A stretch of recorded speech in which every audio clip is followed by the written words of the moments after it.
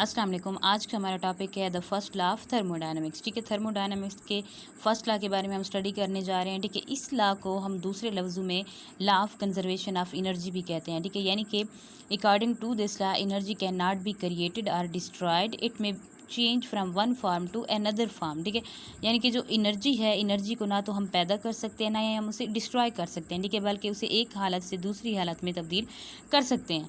अब हम क्या कर रहे हैं कि किसी सिस्टम के ऊपर हम अगर मिसाल के तौर पर उसे एनर्जी दे रहे हैं। ठीक है, एनर्जी उस वो कोई सिस्टम पैदा कर रहा है, वो क्या करता है कि एनर्जी को ट्रांसफ़र कर देता है या उस एनर्जी को लूज़ कर रहा है। ठीक है, तो हम ये देखेंगे कि वो एनर्जी ख़त्म नहीं होती, डिस्ट्रॉय नहीं होती, बल्कि वो किसी और चीज़ के अंदर ट्रांसफ़र हो जाती है, किसी और फॉर्म के अंदर। ठीक है, अब अगर हम देखें कि हमारे पास जो एनर्जी है, ठीक है, मिसाल के तौर पर किसी भी सिस्टम की चेंज इन एनर्जी अगर हम देखें, यानी कि पहले सिस्टम की स्टेट कुछ और थी, हमने क्या किया कि उसे हीट सप्लाई कर दी, हमने उसके ऊपर वर्क डन कर दिया, तो क्या होगा कि उसकी जो एनर्जी होगी वो चेंज होगी। अब एनर्जी चेंज हम कैसे मालूम कर सकते हैं? हमें पता है कि हमने प्रीवियस लेक्चर में भी देखा था कि delta E will be equal to Q minus W. अब यहाँ पे वर्क डन हमारे पास क्या है? माइनस में है। ठीक है, यानी कि डब्ल्यू माइनस में क्यों है?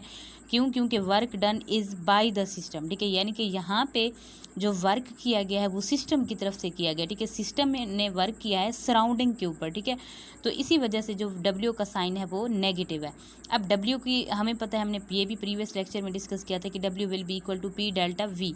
अब हम क्या करते हैं कि डब्ल्यू की वैल्यू इस इक्वेशन के अंदर पुट कर देते हैं। ठीक है ना, अब हमारे पास जो न्यू इक्वेशन हासिल होगी वो ये होगी कि delta E will be equal to Q minus P delta V. ठीक है ना, अब अगर हम क्या करते हैं, इस इक्वेशन को हम फॉलो करते हुए मद्देनज़र रखते हुए हम ये देखें कि मिसाल के तौर पर अब हम कंसीडर कर रहे हैं, फ़र्ज़ कर रहे हैं कि अगर सिस्टम कोई वर्क नहीं कर रहा। ठीक है, हम उसे हीट तो सप्लाई कर रहे हैं। ठीक है, उसे एनर्जी मिल रही है। ठीक है, अब वो एनर्जी अगर वो कंजर्व कर लेता है, ठीक है, वो वर्क नहीं करता, तब क्या होगा कि जो डब्ल्यू हमारे पास होगा डब्ल्यू ज़ीरो होगा, और जो हमें नई चीज़ हासिल होगी वो होगी कि delta E will be equal to Q के।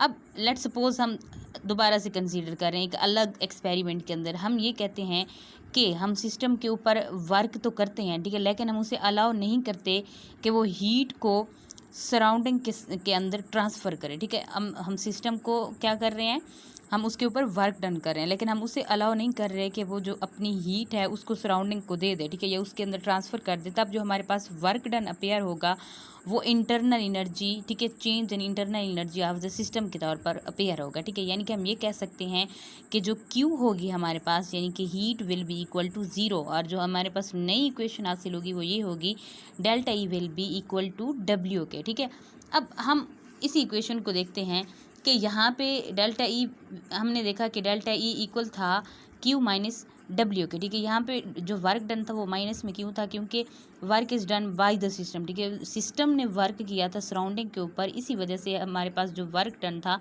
वो माइनस था। लेकिन अब यहाँ पे अगर हम देखें कि जो सिस्टम है वो उसके ऊपर वर्क डन हो रहा है सराउंडिंग की तरफ से, यानी कि सराउंडिंग वर्क डन करेगा सिस्टम के ऊपर, सिस्टम वर्क डन नहीं कर रहा, तो तब हमारे पास जो वर्क डन डब्ल्यू होगा वो पॉजिटिव होगा, यानी कि delta E will be equal to Q plus W के। ठीक है, अब जब हीट ट्रांसफ़र होगी सराउंडिंग से सिस्टम के अंदर, तब हमारे पास जो क्यू की वैल्यू होगी वो होगी पॉजिटिव वैल्यू। ठीक है, अब यानी कि जब work is done on the system, ठीक है, बाय द सराउंडिंग्स, तब जो हमारे पास डब्ल्यू का साइन होगा वो पॉजिटिव होगा। दूसरे लफ्ज़ों में हम ये कह सकते हैं कि both heat added to the system and work done on the system, ठीक है, इंक्रीज इट्स इंटरनल एनर्जी। यानी कि जब हम क्या करते हैं कि हीट ऐड करते हैं किसी सिस्टम के अंदर, या हम सिस्टम के ऊपर वर्क डन करते हैं, तब क्या होगा कि उस सिस्टम की इंटरनल एनर्जी इंक्रीज़ हो जाएगी। ठीक है, अब हम क्या देखते हैं कि हम ये देखते हैं कि अगर हम क्या करें कि हम किसी भी ये देखें कि जो हीट हमारे पास है वो एब्जॉर्ब हो रही है, ये इवॉल्व हो रही है कांस्टेंट वॉल्यूम के ऊपर, तब हमारे पास जो एनर्जी चेंज होगा, energy change will be equal to delta E के। ठीक है ना, तो ये थी हमारे पास first law of thermodynamics. I hope so आपको समझ आ गया होगा। तो काइंडली लाइक कीजिएगा, सब्सक्राइब कीजिएगा और कमेंट करना मत भूलिएगा। Thank you.